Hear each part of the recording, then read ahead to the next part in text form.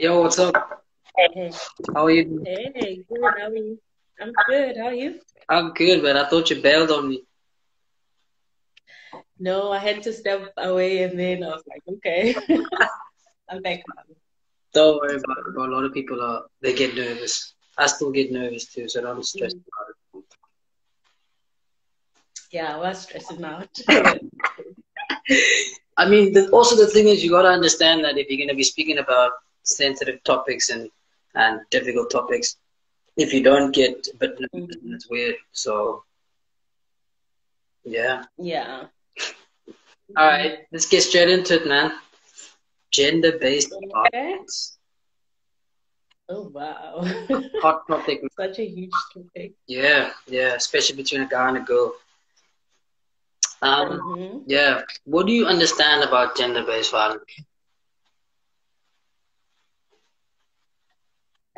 I still think like I understand very little about it.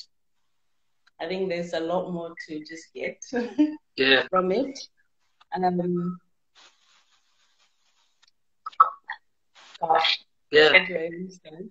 yeah. No, I Yeah, but I think, eh? no. I was gonna say like the reason actually I wanted to talk about this is because like I've been seeing so many like kind of rallies and things on the news and things like that about gender-based violence, and I hmm I remembered like last year it was it's almost like it always comes at around the same time. And then the year before it comes around at the same time. The year before it comes around at the same time. It's just all these rallies and stuff. And then I was like, you know what, let me actually hmm try to understand what it is. And I was like, mm try to break the word down firstly, gender. And I was like, okay, well, if it's gender-based violence, you know, genders is male and female, right? mm Obviously Yeah. um, without putting in the whole other communities, but I mean, predominantly male and female. And Yeah. then it's like, well, then if it's gender-based violence, that generally means violence in general, like violence against people, right? It hmm could also actually be animals, because animals have genders, right? So Yeah. that's where my first confusion was like, okay, this is gender-based violence. Why is it then only like, guy? Because what I was listening to was like on the radio, and they were talking about like how there was a guy that came back home drunk and then came home and killed his wife and then killed his child. And I'm like, man, that's so tragic. It's just those one of those terrible stories. And then after that, it's like, okay, cool, so mm gender-based violence. And I'm like, what? And then there was a story right after that about like a shooting, like a gang shooting, and a guy gang shooting, people get killed, and then it's like, okay, cool, yeah, let's move on. And I'm like, isn't that all? Aren't those people also like part of a gender? You know? So that's where the confusion was. Like it's like okay, it's gender-based violence, but predominantly violence towards women and children. Then it's like, well, then why don't we call it that? Why don't we call it just violence against women and children if we're going to only be speaking about, like, again, violence against women and children? And it's not like anyone is against that. No one wants to see violence in general, you know? So that's what my first confusion was why is it when is it like a gang member being shot or like just like a guy just beating up another guy, or someone getting stabbed for their phone, regardless of who they are. Why is that not called gender-based violence? But then it's like, no, it's always like, when a guy predominantly goes and, becomes violent towards a man or a woman. I mean, a woman predominantly or a child, then it's like, okay, cool, gender-based violence. And it's like, that's where the kind of, yeah, the skin hits the road type of thing for me. It's like, what are we talking about? Yeah, that's interesting. But then I think also um around like Women's Month, then it becomes really a big thing because there's that. So everybody's like putting more attention and is more aware of things that are happening around them. Um, in terms of like women being abused, women this, this, For this, sure. that. So I think. and if even like more rallies and things like that would come up then mostly, but then that doesn't mean that the rest of the year there's no abuse against women and children For sure. and stuff like that. It's just that the spotlight is there then, and then the media picks up a lot of stuff. But then, to be fair, it's happening throughout the year, throughout all these other times. It's just that it doesn't get more attention then, so it seems like nothing is happening or anything like that. But then, because you know, like you mentioned that you saw on the news, like it's what they pick up and put out there, and then we concentrate on that, and then yeah, then it seems like this huge thing just around that time, but it's a problem all the time. It's just that it's not in the public. And also like violence against men, it's like it's seen as a very shameful thing. So like a lot of men would just not come forward and say, okay, I'm being abused, or even if they would go to the police station and report something like that, it's always like, oh my gosh, you should be able to take care of yourself. Like, why are you being beaten up by a woman? What's wrong with you? Okay. So the culture doesn't necessarily permit men. It's not said, but it's just they like be able to take care of yourself. And even if it's like law enforcement, like they would laugh at you For sure. as a man walking in. Like it's sad, but they would if you walked in and be like, oh, I've been beaten up, this. So people just keep it to themselves. But it doesn't mean that they know like male victims of this. Okay, so so then the thing is, it's like it's gender-based violence, predominantly female violence and children violence, but there are some men that are actually then getting well, that are getting seen for things like this. So it's not like men are closed off to kind of to share their viewpoints. It just so happens that the culture that we live in these days kind of don't really take that into account. Yes, I think so. All right. I think also even in cultures we tend to look out for the ones that are a bit more vulnerable. So women and children are generally vulnerable. For sure. So if something happens to someone that's usually like strong and able to take care of themselves, it doesn't, you know, shock us as much. But as soon as it does with like somebody that's vulnerable and needing help, everybody like wants to speak about it, do something about it. True. I think it's a similar thing to that. Okay. Fair enough. Okay, that's what I wanted to kind of clarify, because like I said again, it's like it feels, because like I'm saying to you, it's like when you say gender, it's like, okay, well, gender violence doesn't necessarily mean that you are being abused by someone. It can just literally mean like a fight. That's violence. You know what I mean? So it's like, why is it like gender violence kind of like, oh no, when your partner beats you and not when you're in a gang fight? It's like, that's violent too. You know what I mean? Or if you're in an altercation with someone on the road, or someone tries to rob you or anything like that, it's like, why is that not recorded as gender-based violence? Because those are two genders that are being violent towards each other, you know?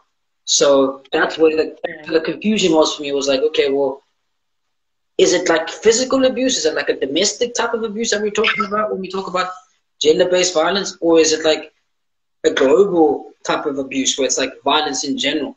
You know what I mean? Because if it's the name is global. If it's gender-based, like I said to you again, it's like if it's a man, it's a woman, we are genders. So if it's violence towards genders, any type. But then it's like, oh, no, not really. You're getting robbed. It's like, no, you have to be in a certain situation of domestic abuse. Then it's like, oh, then it's gender-based domestic abuse.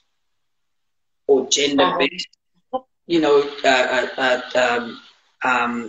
marital abuse, you know? Yeah. So that's the one thing. But then also it's like, okay, there's also what I was saying to you earlier about like, it's very important to when you fight for something, to fight for that thing and not to kind of fight for something else, you know. So this whole topic actually reminds me of another topic, but yeah, let's leave that. But it's like if you are against, if you're for the poor, for example, right? Then fight for the poor, right? Like fight for them. You don't necessarily have to be against the rich, right? Fight for the poor. Yeah, because you find a lot of people will say, you know what, I want poor people to prosper, and then say, yeah, so the rich people must give money to the poor. It's like, who are you hating the rich or are you loving the poor? Like, which one is it? Yeah. Right. So coming back to this, it's like, okay, well, look, violence against women and children is terrible. Most people agree on that, right? Okay, so how we empower women and children, right? Then it's like, oh, okay, well, who's being violent towards them, right? It's like, oh, well, men are being violent. It's like some men are violent towards them, right? Because some of those men are also violent. It's like bullying. Some of those men are violent towards any other person that's vulnerable, right? So you have a specific community of men that are vulnerable, that are abusive to specific vulnerable community, right? So when you say now men are violent towards women, then men are not going to want to join, or not even going to be allowed to join these movements per se, because it's like, well, I mean, I'm a guy, so therefore, if you're saying that guys are violent, then how am I going to be in this group? You know? Yeah. So it's important to denote that as well. Yeah, because I was saying, like, if it already feels like an attack to a particular group, then they're like, okay, I'm not even gonna do anything about it. But then if you think about it also, it's like, because men are a factor here, right? So if they did something about it, then it makes a whole difference, starting with themselves. So, like, if you look at yourself, like, am I a part of the problem or not? And try and work it from there. Because a lot of men would be like, okay, it doesn't affect me. It's over there and they are angry and they're talking about this and this and that. But then when you actually like look back and be like, okay, they are angry because of this and this. Am I a problem as well? And if so, like, I should do better. Because clearly these people are at this stage because of people like myself. And if you like thinking in a way that, oh, it's just me and it only happens once in a while, it's like how many other people are thinking the same way as you. And then if you look back and have a whole overview of that, it's like a lot of people that are becoming a problem. So it's like working from yourself and be like, okay, I'm not gonna be a part of the problem, but the solution by being a better person. You know? Yeah, for sure. Yeah. Yeah. So that's how I think. Yeah. So again. So I'm saying that's the little thing that guys could do instead of being like, okay, it's their problem, or like, why is that guy being like this and that and that. And I think even with because some people do certain things to fit in with their mates. So if like you are in a group, oh, like, this girl, this, and then you're talking down on, that's another form of abuse. True. It's just that like it's over glorified and seen as this is okay to do, but actually it's not. So you can make a difference in that scenario as well and be like, okay guys, I'm not gonna talk like this about women or anybody that's less that I feel like I'm more, like I'm stronger than they. You know? Yeah. Yeah. So I understand what you're saying, right? And I agree with it. I agree with parts of it, right? In the sense of like, obviously, if you're chilling with someone and a friend of yours, for example, is like, talking about beating a woman up or is in the situation of beating a woman up, anyone, right? It's not again. It's like it's anyone. Because if you're beating someone else up, they are vulnerable. It's not if I'm chilling with a friend of mine, right, and they're beating up someone, right, regardless of what the gender is, that person is vulnerable. So stop the fight or stop the violence, right? If the woman, if it's a child, exact same thing.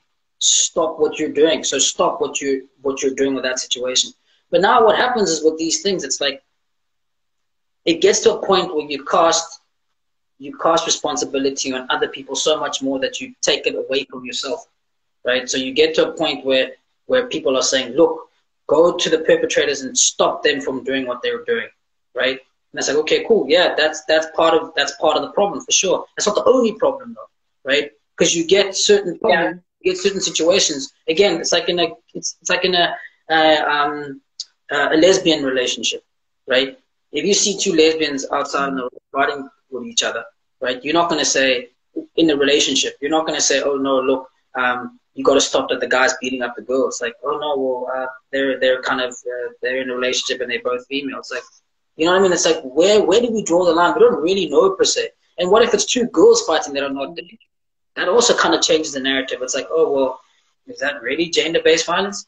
You know? So anyway, so coming back to what I was trying to say, like you get to a point where now almost you don't even know what abuse is anymore. Like it's just thrown out there, you know, and it's thrown out there so much that people start attacking each other with this word.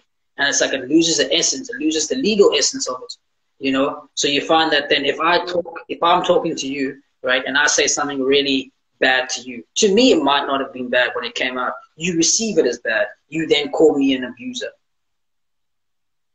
Right? And then what happens? Yeah. It's like, okay, well, you think that I'm an abuser because you feel like what I did for you was abuse. Okay, cool. If it's really that personal, why don't you go to the police? But the legal system is there for, right? But then it's like, oh no, it's not that serious, but it's serious enough for me to go and shame you somewhere. So you go on social media, you go somewhere to go and shame someone on there, right? And then what happens then? Then you get into a little group of your little friends in your little corners, right? And then what happens there? What happens there is that then they don't even ask. And it's like, oh my gosh, he was abusive. Cool, let's just go on top of him. And then it's that cancel culture, right? And then it's like, okay, cool, let's go on top of the abuser. And then no one actually ever thinks of, wait, did you open a case?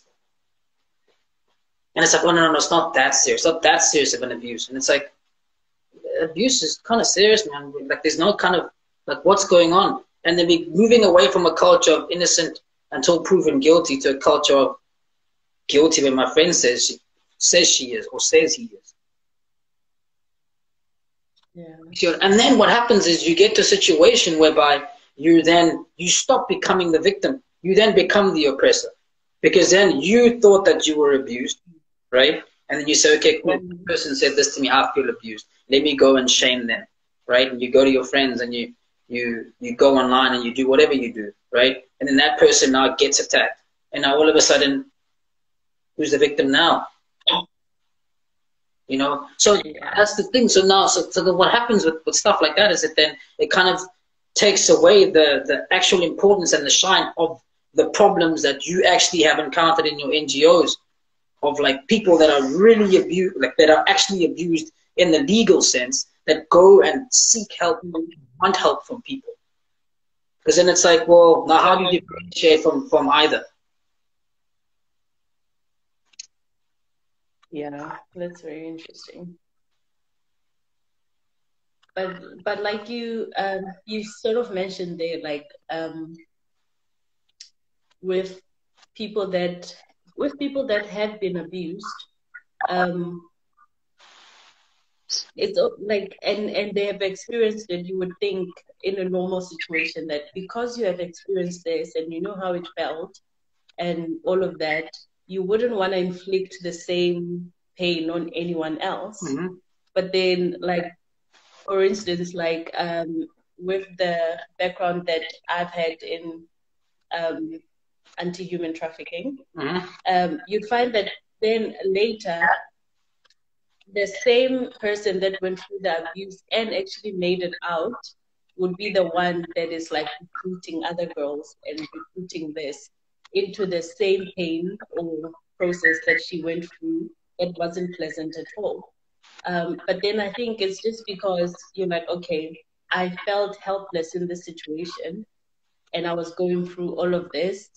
And now I'm at a stage where I can actually oppress somebody that I feel are more powerful or stronger than they. So then you just like take that opportunity and go. And it actually happens that way more than like somebody that would be like, okay, because I know what you would go through, I will like try and protect you from this. Yeah. But it's more like, okay, now it's my turn to exercise my strength. Yeah. It's very interesting how it works out, or how that's true, bro. humans. That's true. And the thing is, look, I'm not saying that again, this is very important. I'm not saying that your concerns are not valid. Like if you think that someone abused you, that's valid. You know what I mean? I'm not saying that sometimes, because sometimes you feel abused, right? And then it's like, okay, you're in a situation where you're really closed off and you can't really talk about it, right? But then this is the thing, is that it comes to a time where when you do really feel abused, what are you doing about it? And when you are feeling abused, are you then really retaliating to the abuse, or are you trying to actually solve the situation? Because retaliating doesn't solve it, and you know it doesn't. Because especially when you build up with resentment and anger, all you're doing is you're trying to make the situation worse, right? So again, you're saying now, it's like, okay, well, look, I would say, again, if a woman says to you that they've been abused, right, and someone abused them a year ago, for example, right, the first thing you ask is, okay, well, why that long? Why are you coming now? No, the thing is, I haven't been confident, or I haven't been like that, whatever it is, right? They're valid reasons, right? Then it's like, okay, cool. Well, do you want to open a case, right? Then it's like, no. It's like, okay, so do you want therapy? It's like, yeah, I don't mind. It's like, okay, well, what else can we do then in this situation, right? And then it's like, okay, well, why don't we just shame this person and, name and shame them, and try to get back at them? And it's like, are you trying to solve the situation or make it worse? Do you understand what I mean? But then also, in the same breath, though, I do understand and get why people wouldn't want to come forward. For sure. And report someone for whatever reason, and usually it's because someone is fearful of something. For sure. Or if they were like abused by like someone that's really powerful and all of this, already that person has placed them in a position where they feel very much useless, and like if you dare go there, this and this and this will happen to you. So there's threats there that she may be dealing with that like we don't understand. Why would it take you so long? And by the time they are out of that, fear, whatever, and we're like, okay, where's the safe space where I can speak to someone? Usually we go to friends, like this and this has been happening to me. And then you get advice from friends, and, then you build up a bit of your confidence. Okay, should I go and to the authorities? Will that help? And if it doesn't help, social media is the thing now where people are like, okay, I'll name and shame, all of that. It gets a bit messy when it's like, oh, how do we solve this? Depending on who you get your counsel from. But also, like, I do totally get why people would just be quiet for such a long time about abuse. For sure. There's so many factors that could be a problem. Yeah, for sure. No, around all of that. Definitely. But again, I totally understand why someone would be like that, And again, it's like, okay, I understand why you would be like that, but it's important to understand why you're like that. Because again, it's like it can translate into a rape culture where it's like, okay, look, I want to sleep with you tonight. Okay, cool. Well, let's sleep together. And then a week's time, you're like, oh, that person raped. It's like, these are people's lives that you're playing with, man. And it's like, okay, I understand if that's valid, right? But I need to understand the validity of it, because if you want to go the legal route, that's someone's life that's going to be on the line there. So for you to just kind of throw things like that around, it's not really nice, right? And it's not going to help anyone, right? And then you find that you get into situations there where it's like, okay, well, I feel like he raped me a year ago. I don't want to go to the cops because I'm scared. It's like, okay, fine, cool, I understand that. So where to from here? And I think this is where a lot of people kind of get, they kind of get lost. It's like, okay, well, the next best thing is to go and talk to friends, or the next best thing is to go online, right? And you forget that online people aren't your friends, man. Online people will tell you what you need to tell. Online people will tell you what you need to hear, right? And they're not even building up your confidence more than they're building up your anger and your resentment and your negative thoughts. And you go online there and you're like, yeah, true. That's terrible. Yeah, I actually put this person on and put them on blast, right? Or these people, whatever, if it's a friendship group that you're putting on blast. Then you go and then you put them on blast. Now you realize that once you've done that, you've changed from being the victim to being the abuser yourself. That's very thin line. And that's the thing. It's what we miss. It's what people miss. Is that now you're stepping on thin ice, because now what do you expect that other person to do? To just sit back and be like, hey man, you know what?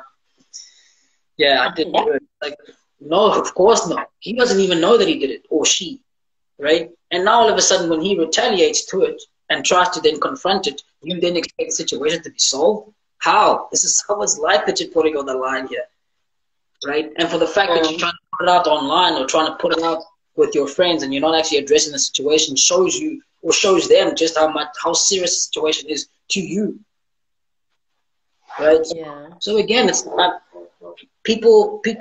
There's a lot of there's that far left and there's that far right, where it's like they're both terrible in the sense of, if you're too far away on the one side, you don't want to even listen to the person that's too far away on the other side, right? But then the fact that you're not willing to listen to the people on both to each other is the problem, right? You're not trying to find the middle ground. It's like me speaking to you about this conversation now, right? And you're speaking completely somewhere else, and I'm speaking completely somewhere else. It's like, where's the solution? You can only find a solution in the middle where we can all kind of connect, right? So this is I think what's going on these days. It's like, it's this weird whatever cancel culture, whatever it's called. It's like, look, if I say let's cancel Mo, right?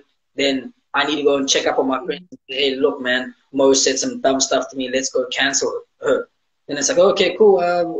We kind of believe you because you're our friend. Boom, and then we cancel Mo. It's like, what does that even mean, bro?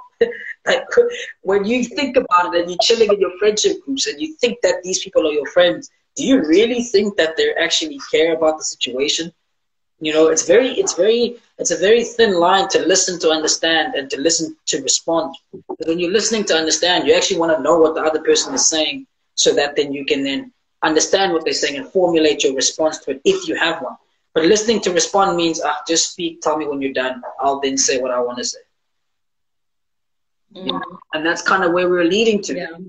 That's kind of where we're leading to. It's the same with, like, people posting stuff of being abused. It's like, man, I'm not saying that you weren't abused, but it's like, you really think that it's going to help posting pictures of yourself online or being abused? Like, don't you want to maybe go to the cops?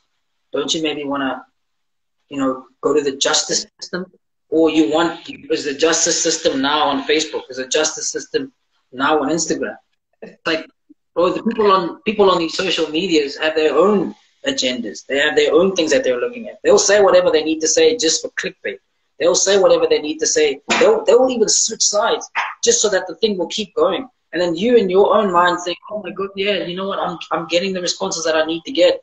And it's like, are you solving the situation, or are you making it worse? And then what happens is, after a while, everything just fizzles out. So then it's like, this side fights with this side. It's like, no, don't attack my friend. And then they say, but he's terrible. No, but we don't think that he's terrible. Where's the evidence? It's like, no, we don't really, let's take this to court. And it's like, okay, well, you should have done that to begin with. And then then everyone kind of then goes back to their own lives. Then 2 weeks later, we'll figure out something else to talk about. Yeah, I personally feel like social media or online or anything like that, with sensitive issues like this, like abuse and everything, should be the last resort, if any at all. I think if you have friends that would give you good counsel, or whoever it is that you spoke to, you felt safe with, I don't think that like putting yourself out there and necessarily like is the best first move or anything. But then people do use like social media or the media um, for different reasons. Like sometimes the perpetrator is like bigger than they, or like, you know, it goes, you know, with corruption and stuff. Maybe you don't even trust the law enforcement because there's so much that is going on there, like people have been paid off and so on. That's a small. So then you felt like media That's a could very be like your best option. Yeah, for sure. Yeah. But I wouldn't necessarily be like, okay, I've been struggling with this and it's been going on for this long, therefore I'm gonna put it out there. Because as soon as I post something on Facebook, it's like it's not even that serious, or like Instagram or whatever. Like something that I'm really struggling with and still am, because like if you've been abused, like you're never the same after that.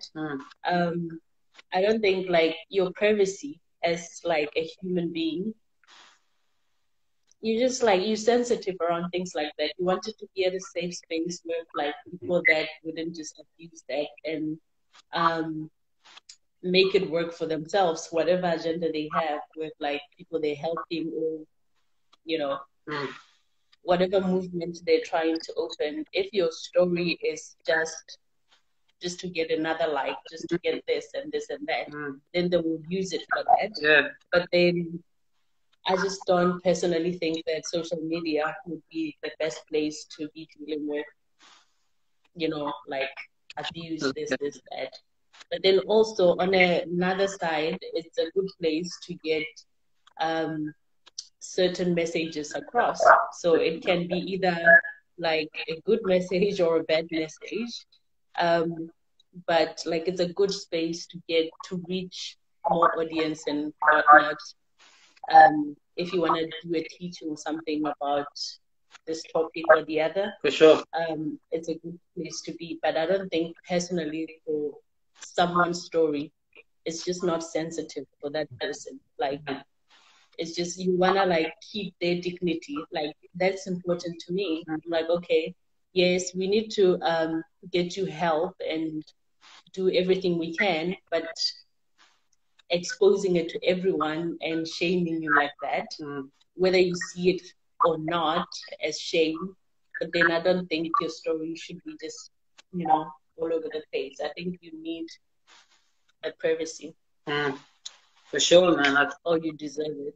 Yeah, both of you deserve it. I mean, look, the whole law system, the fact that you have an innocent till proven guilty narrative is very important. That's the crux of life. Imagine if I made up a story about you, and then we said, okay, well, because I said it, let's go, and then you're guilty, put you in jail, waste your whole life there. That's tragic. That's Nelson Mandela-ish, you know. Yeah. So it's very important to do that. But then again, it's like with the narratives that we're trying to push now with all these, you know, rape or violence and things like that. It's like, first of all, we can't even get the name right. Right? We don't even, when we say gender-based violence, like, why are we always talking about violence against women first? Right? So we can't get that narrative right. And then all of a sudden we want to get the rest of the story right. It's like, it's not going to work, you know? So again, I think a lot of people are just pulled into many different corners of the world. And then it's like, well, you know what? Best thing to do is just to be in my little corner with my little groups. And then let's kind of discuss things there, you know? And the guys do it too. We sit in our little corners. We're like, no, that guy can never do that. It's like, do you know the story? You know what I mean? Like, do you actually understand the story? No, you didn't. You just want to back your man because he's your boy. It's like that's where we're getting at, and that's where we are really. It's like Who are we defending? Who are we attacking? Because even when we think that we are the victims, we can still be the perpetrators. It's very simple. As soon and this is the thing, the game works only like that if you think you're the victim. The game never works when you're the perpetrator, right? It's the same thing as like if if I hit you, right, and you hit me back, right? It depends then who thinks that they are the victim. Because then if you say to me, oh yeah, but you hit me, so therefore I'm gonna, go open a case. It's like, well, I can go open a case too. But the game only works because if you think that you're the victim, you understand? Because then you will never say, no, I went and I hit him first. No, no, no. I went there and he hit me. I can't think about him if me hitting him first, because that means that then I'm in the wrong. And I don't ever want to think like that. Right? It's like, well, running away from. Is it the truth that we want, or is it we just want vengeance? And things like this, then take away from the importance of actually the stuff that really goes on, because then no one kind of believes anyone, because you know what, man, this is the way things are. And also, what's also important to note, sorry, but like, so men are more aggressive than women, right? Or a lot more aggressive than women, right? And a small minority of men are really aggressive, right? That's why more men are in jail than women, right? So, but we're more physically aggressive, right? So, for instance, if a guy gets into an altercation with another guy, right? It's let's talk, and if we can't resolve the issue, then let's push and shove. And if you can't resolve the issue there, then let's throw fists, or let's shoot, or let's knife, stab each other, right? And that's where kind of when it gets to that far, that's jail. That's the system that we put together in the world, right? Whereas with a woman, it's like, okay, well, we're not that physically aggressive, but how do we show aggression? We name and shame. We drag people, right? And then we have sort of cancel cultures. That's why you find in high schools and junior schools, women are the most vicious bullies, right? Because they take character, they go through, they attack people's character, they just absolutely annihilate who you are, right? Yeah. And you find that that's why certain men kind of deal with women like that. Because it's like, well, for men, it's like, well, what happens then when a guy goes in front of a woman and then there's an altercation? Well, the guy says, well, all I know is let's talk, and then if we can't resolve it in talk, then we push and shove. And if we can't resolve it in that, then we fight, right? Physically. But then it's like, oh, no, the system doesn't allow for you to touch a woman, right? And it's like, okay, let's talk. And the woman says, let's talk, cool. And the guy says, okay, well, now I can't talk anymore. Let's result into pushing and shoving. And then the guy says, well, I can't do that, so let me take it back a step back. Then the woman says, man, this is my forte. And then it's just shaming all the time. That's how then guys kind of then, they get into little corners where they're just like, well, I don't know what to do anymore. And a woman generally will then name and shame and, drag and do all these things, right? That a man then can't really, and again, like I say, it's a small minority. I'm not saying women in general. I don't want to cause a stir. Yeah. But again, it's like a small minority where you find that then the guy just gets into a situation where he doesn't know what to say. And then you get a small minority of men that say, man, look, now I don't know what else to do besides push and shove, right? And then it's speak one more time and attack my character one more time, and I'll push and shove. Then the character is attacked one more time, and then it's a push and shove, and then boom, here we go, got you, perfect, put you in jail.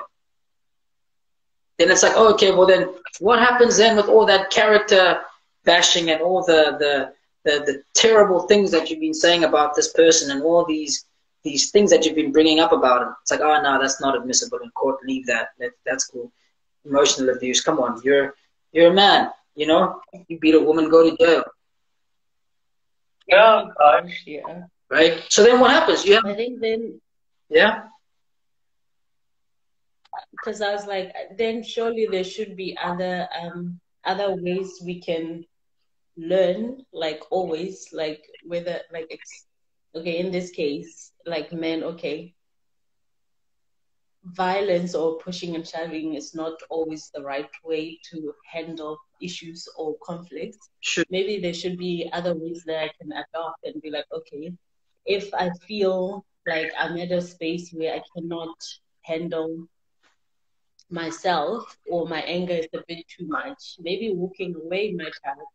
Maybe like pushing and shoving isn't like always the answer. For sure. I could find out, other things that are better for myself and the other person in how to handle conflict, because conflict has always been there and always will be. It's just that, okay, this is not working out. Like, what other ways can we, adopt to say, let's handle this way, For sure. I totally agree with that, man. I totally agree with that. And walking away is always the best option, right? Or one of the best options. But now it's like, okay, how do you walk away when you're in a marital fight, a marital argument, and you live in the same house and you have kids? You're divorced, right? Because I mean, what else? You can kind of leave the room, or you can leave the house, and then what? Then you're gonna come back and the problem's still there, right? And you find the problem's still there. Yeah, and you find this is what you can talk it through. But that's the thing. So you find that then it's like, okay, well, it just gets compounded. It gets into a situation where we talked about it today. You walked away, but now I still harbor these feelings, right? I still harbor these feelings. The guy walks away.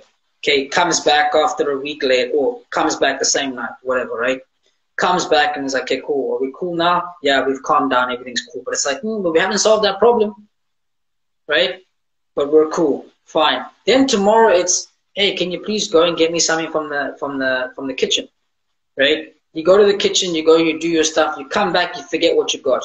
You come back and you tell them, hey, listen, I forgot that. Then all of a sudden, boom, that whatever happened yesterday now has another ignition that happened, and then boom, it becomes another flame, and then it becomes a fight. And that fight is not about the kitchen. It's about all that other stuff that you did and all that other stuff that we thought I was cool about yesterday. So it's never really solved, right? And that escalates. And you say, okay, well, yesterday I walked away. It's going to help. Let me walk away today as well. Then you walk away today as well. And you come back, and then what happens? It's still brewing.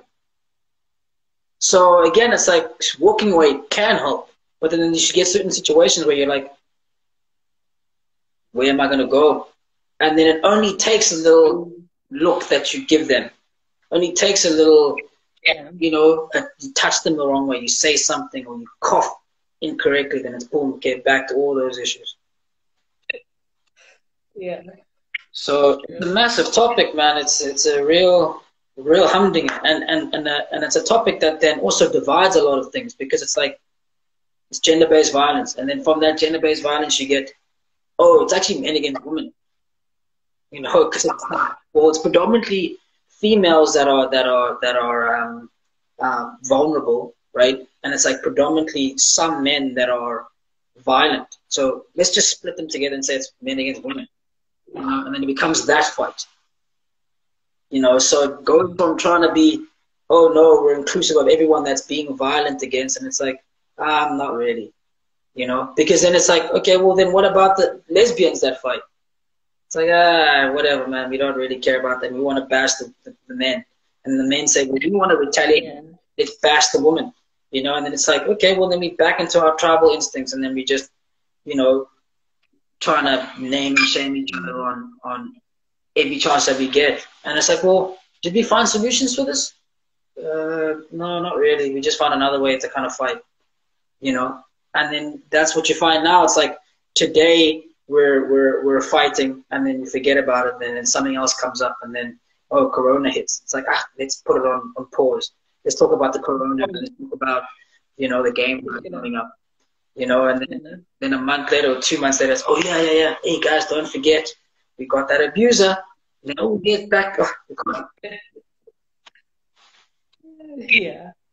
Yeah, bro. It is very interesting. But then, like, when you think about it, like, because I'm trying to connect it to, like, how, like, the generation before us and the one before that, how they handled or, like, expressed this kind of, abuse, or how they, like, express themselves, because it seems like we are expressing ourselves much more in, like, speaking. But then that also could be because of the technology we have and all those Definitely. kind of things. I think that's the case. Yeah. I think, Yeah, and like, you know, I can start a movement, you can start a movement. Just like it's so easy. Like you just start a group and that's it, you know. yeah. You have like followers, you have people, you know, expressing, you know, whatever it is. Like it's so easy. But then it goes back to because we were talking earlier on, and then like we mentioned a bit about like marriage, lobola, and all of that, like how that could be a part of the problem. Because if a guy like is expected by the family to take out so much money for a woman, already like it puts this thing in their heads that okay, like I own you now, like I took out this much and I went through this for you, therefore you are only here to serve me in a way. Mm-hmm. You are like I brought you to come and sort of slave away for me, which already just like I think you putting your daughter or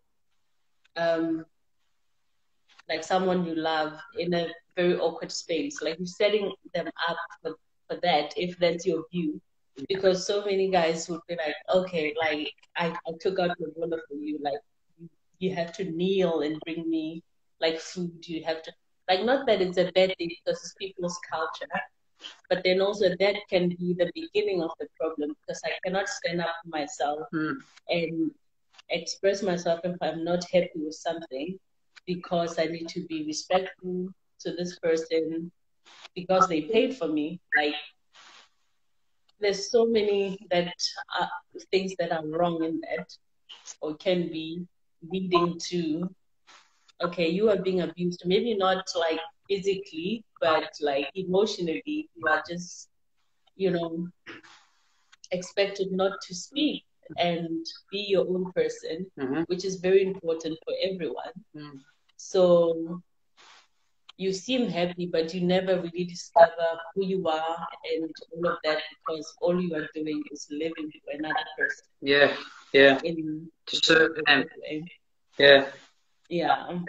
I mean, again, so, that's another take. That's why I said it's such a big topic with so many subparts that it's like it can just can dissect it in so many ways, you know. And right in that certain cultures, in some cultures you get the woman to pay for the man, and in certain cultures you get the man to pay for the woman, and it's on both sides. And it's very it would be interesting to know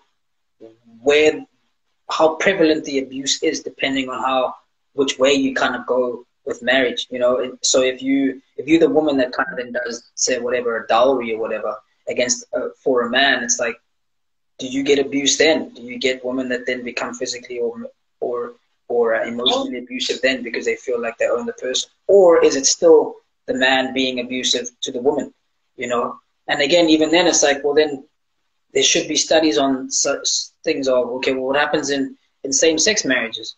What happens then? You know, is it really a who forked out the money for who situation that then becomes the problem, or is it actually just like, look, if you just marry someone that's going to be terrible, they will be terrible regardless, you know? So again, I think those are the conversations that we should be having instead of trying to split each other into little subsections and groups, just to kind of look at each other in as like individuals and see what are the actual problems that you encounter and trying to understand certain situations, and instead of trying to just jump on the boat because you feel like, cool, that boat seems like it's going where I need it to go. It's like, well, do you even know what this whole movement's about? Do you even know how this boat is going to move? Do you know what's going to happen? Do you care about it? It's like, if you really care, then you want to find out, you know. So yeah, it's very interesting what you're saying in the sense of, because again, marriage is generally a good thing for kids, you know.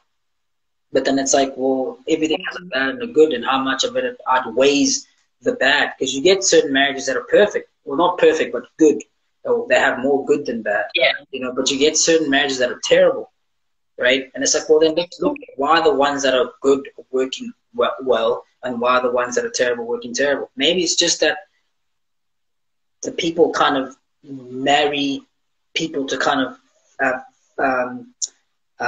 build themselves instead of being built people before they're married and then form together to then actually build each other up instead of trying to, you know, work or trying to fix yourself within someone. Because then that's someone that just says, okay, well, let me see your faults, and then let me break down your faults all the time so that you know that I'm superior than you. You know, so it's very difficult to know what the actual issues are, and I think the issues are very much individualized. You know, and there again, there's a lot of violence that can happen there as well. You know, and same-sex marriages now are on the rise as well, and it's like, well, it's interesting to find out what happens there. You know, so, yeah, yeah. I had a very interesting talk with this lesbian girl, and she was telling me how she was abused for like a good few years, like 5 to 10 years type of thing, and she was telling me about like how she was abused, but when she was doing the wrong, right? So physically abused when she was in the wrong, but also physically abused when the partner was in the wrong. You know, and it was like, so it was like, yeah, she expected to be like, well, then look, so if you do something wrong, you beat me. If I do something wrong, then I get beaten. But it wasn't like that. Then it's like, well, that isn't really a gender thing. You know what I mean? Okay. Question. You know, and I was saying earlier to me as well about the fact that some people just feel as though, well, you know what, if this person hits me, then he loves me, or he loves me more than he did the day before. So therefore, that also is like, well, are you really then actually solving the issue, or are you enabling it? Because even when he does that to you, or when she does that to you, then chances are they're going to go to someone else and expect them to expect that. So maybe that issue is not the other person. Maybe that issue is then within you. Maybe you should then fix yourself and try to strengthen yourself and find out what's wrong with you and fix that before you try to always blame someone else. So I think again that's kind of where the solutions lie, is to like stop pointing fingers, man. Like fix what you have. Like, fix what you have, because when you fix what you have, no one can then can find a kink in your armor. But if you don't have an armor, because yeah, because I like what you say there with, like, you know, looking at yourself and be like, because okay, not all abuse, but some abuse is like things that you permit to happen in your life. Yeah. You know, to a certain level. So someone speaks to you a certain way and you just nod your head and continue with life. Somebody lays a hand on you, you're just like, okay, it's just this once. Someone, you know, so over time you know, allowed that to happen to you, and you just like, you know, looked over it. But then if you're like, okay, I'm gonna set boundaries, like this should not, even if I'm so like crazy in love and, you know, over there, once these certain things happen, like I should draw a line. That's the standard I'm keeping. I will not permit this to happen to me. And you're like, okay, you cross this, and like that's it. Like I will not allow this to be happening to me. And I think to a level that will solve a whole lot of your problems, or that the problems that might happen in the future, because you're like, okay, like I will not allow you to like abuse me, and that's the standard. You're like, okay, no, I don't care who you are, but this is this. So there is a bit of self-respect as well, to say, okay, I love myself enough to say, I will not allow another person to violate me in this way or that way. So that is looking inside as well and be like, why is it that I feel, or I find that it's okay for someone to use me this way or do this to me, and then I'm totally cool with that. Instead, I'm gonna go have wine with friends and talk about how crazy yesterday was, and oh my gosh, like you beat me up, and you're laughing about it. You go back, and then it's fine. You move on. So something is wrong there Mm, that you need to always look inside and say, okay, why do I think that this is mm, okay? mm, mm. Yeah. Yeah. It's a really, yeah, it is, it's a really deep human problem that we haven't really even thought about yet. You know, we kind of just scratching the surface about topics like this. That's why it's everyone's kind of pulling in every kind of different direction. You know, everyone's trying to find their Mm. solution to stuff. You know, everyone's trying to just be like, you know what, whatever. I'll just say that this person raped me and that he's a rapist, and then just bash him. Let me just put this out there. Let's see what people say. And we're trying to find answers in wherever Mm. and in corners that we don't even know about. And it's like, have you taken a look at yourself, man? You know, when last did you check at that? When last did you try to screen yourself? You know, when you're in Marvin's room, Mm. you're chilling there, and it's just you, and it's you and your thoughts. Have you ever tried to do that? You know, it's gonna scare you, the stuff that you find about yourself that you don't like and that people don't like. It's supposed to scare you, right? It's supposed to Yeah. do that to you. You know, are you up for that challenge? And if most people are like, nah, I'd rather not. I'd rather just blame someone else. You know, I'd rather just say, Yeah. listen, I'm not living a high risk life. It's just that those people that are there, they should never touch me. It's like, look, man, the world is dangerous. The world's not going to change for you and all of a sudden be peaceful. So the world is dangerous, and that's the way it is. And it's probably more dangerous than you think it is. So now you want people to then kind of say, oh, no, let's not be dangerous to him, or let's not be dangerous to her. It's like, nah, it's not going to work like that, right? So it's better to build up your armor. And the only way that you can build up your armor is if you take a look at yourself and see where the imperfections are, and see where the impurities are, and try to solve those. And the more you, and obviously it's difficult because who wants to self-introspect? No one wants to see their flaws. But then it's like, if you don't see them, someone else Yeah. will exploit them. So what choice do you have? Mm-hmm.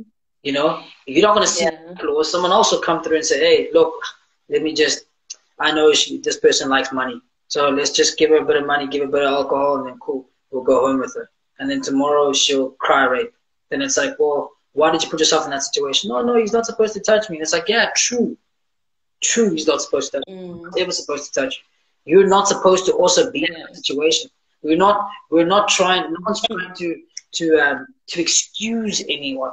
Everyone is at fault Yeah. at some degree. And if you're not willing to understand that, then it's like, well, okay, cool. Go to social media and then go bash people, right? And you have to understand that's why anger is such it's one of the most powerful emotions, probably the most powerful. Pain and anger, most powerful. They drive you to do stuff that you would never do when you're crazy. That's why when you're in a good mood. That's why you find that people like Mahatma Gandhi and Mandela are so influential. It's like, how in the world can someone be in so much pain and so much anger not come out and just try to massacre everyone? It's mind-boggling, you know. But then you come out and you're like, no, you know what, bro, cool. I'm not out there for that. I'm here to make peace. The whole world is like, what? What are you talking about? But that just shows how powerful those emotions are and how easily people can be driven by it. And when you fight against it, it's like, man, you're actually the bigger man. You know, you're actually not even a big man. You're the bigger human species. You know, so yeah, man. I think a lot of the stuff that's going on is very much like a self-introspect. You know, stop trying to find little groups or things that you want to form quickly and then just rally with. And stop trying to find all these cancel cultures and things like that. It's like the funny thing is with all of this as well. It's like, are you so oblivious to the fact that this thing will come back to you too? It's like, what makes you think that you are in a situation now, right, that's so powerful that you're going up against something, right, that when it comes, the people that you're with won't go up with so much vigor against you too? Mm. Yeah. Okay. You know what I mean? It's like, I think, and it only yeah. takes again. It's like if you're in a gang, right? If you're in a gang Mm, with these, yeah, if yeah. you're in a gang and you are trying to fight another gang member, right? Your boys say, "Okay, cool, let's go out there and kill all of them," and they go out there and they're vicious, right? Because again, like I said, pain and anger drive you more than love will, right?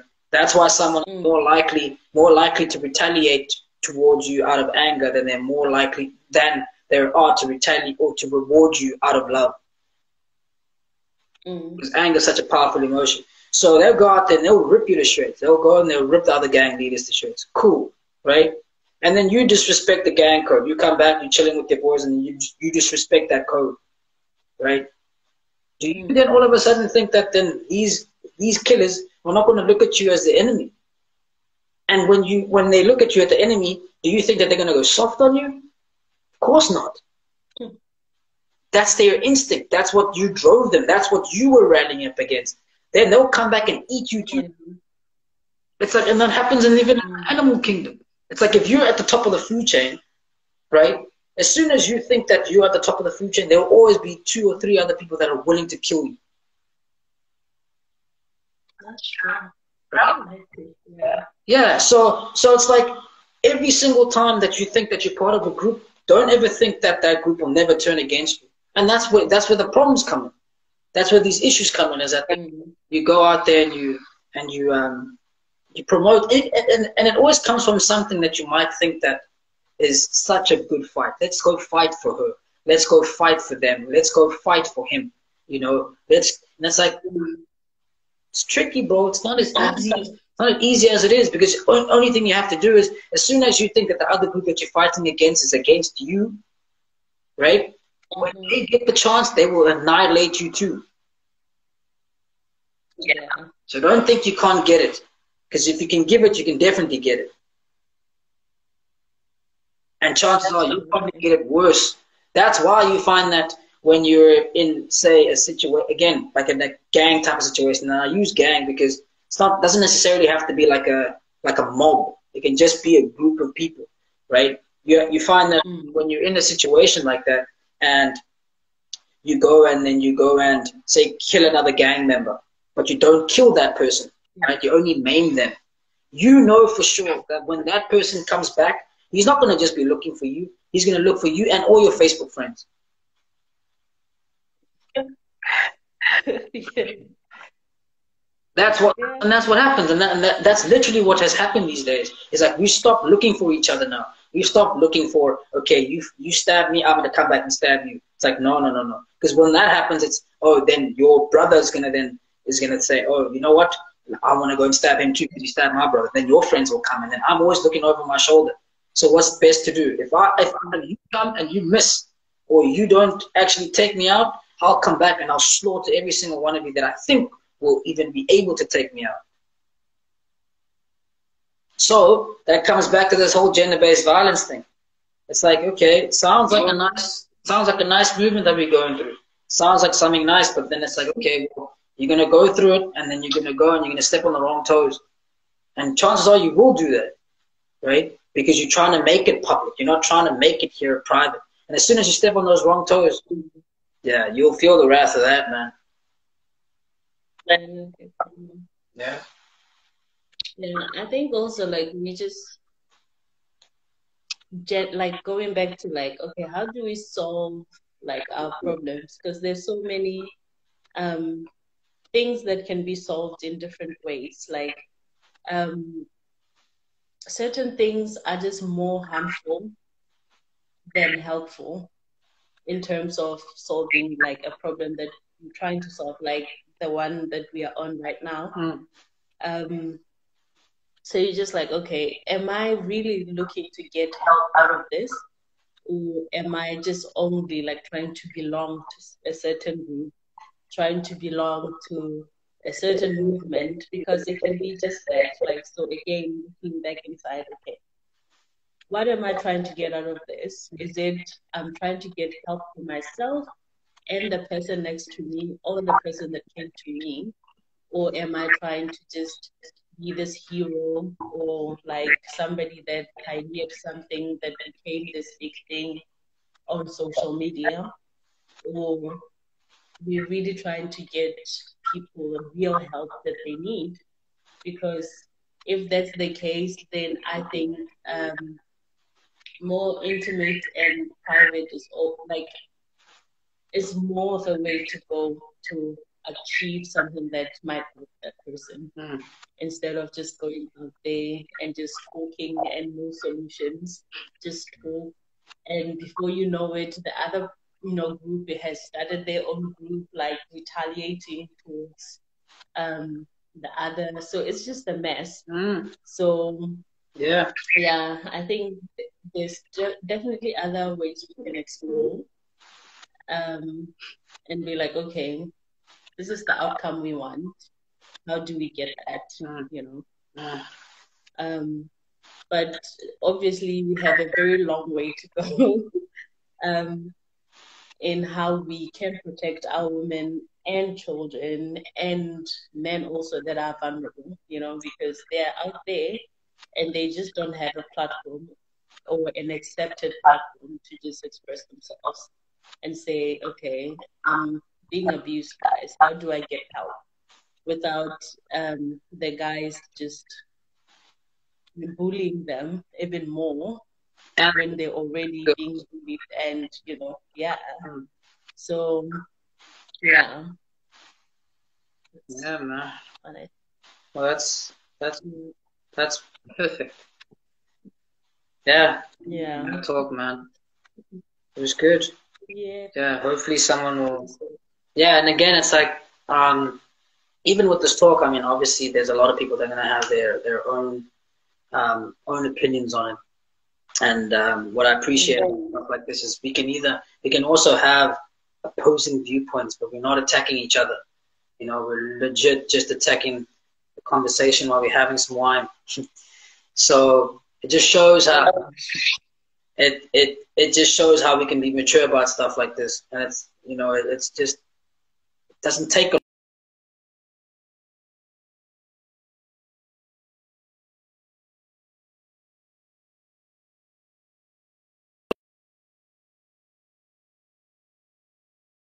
about that. So yeah, it doesn't take a lot to kind of it does take a lot, but yeah, it takes a lot, but doesn't really take a lot to kind of be together and have conversations like this and try to find solutions.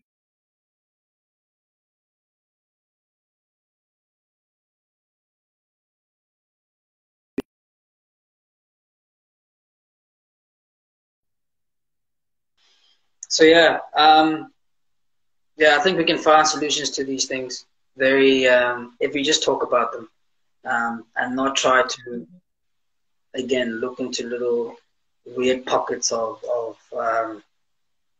weird corners and weird pockets of comfort that we surround ourselves with. We kind of really just self criticize and kind of find that what we're lacking, what I'm lacking, what you're lacking, what everyone else is lacking. Someone has, we all have these things, and once you find that, then you stop pointing too many fingers out and start to point them within. So yeah, good talk, man.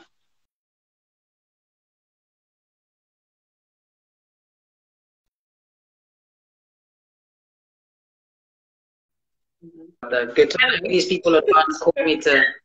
That's like, am I talking alone now? I'm so sorry. These people are calling me to tell me to stop talking nonsense. I don't know. Nah, I think they're trying to be on the side as well.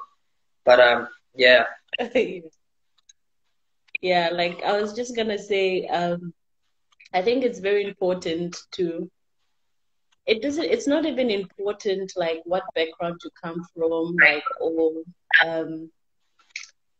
how different the other person is from you. I think it's very important to have or create those safe spaces where people can come and just speak their thoughts and bounce off ideas, and so that we just understand where people are and they can freely come and just say, okay, this is where I'm coming from, this is my opinion, and just bounce off like, okay, ideas like how can we solve this that it works for all of us, I think that's and not just attack each other, because that's clearly not helping us. But yeah, so platforms like this are good. Yeah. So safe spaces should be to actually understand situations, and not safe spaces to actually just say what you need to say and say, okay, cool, let's go through. Exactly. Understand. Exactly. Yeah. And I think also, like, another way that I can actually measure whether I'm mature about something is that even if I totally disagree with you, but giving you or respecting you enough to say, okay, I'm gonna listen to you and listen to where you coming from with this, and listen without attacking. Yeah. I may walk away still not agreeing with you, but okay, like, I will listen to you. It's important. And I respect you as a person that much to say, I will listen to you. So I think we need to create spaces like that, whether I'm agreeing with the way you all handle things, but I'll listen to you and hear where you're coming from. Yeah. Listen to understand, and don't listen to respond. Exactly. Yeah. Nice talk, man. All right. It's been great. And thank you so much. Okay. Cool, man. Hopefully we'll change some of the better somehow. Hopefully. Absolutely. Yeah. All right. See you. All right.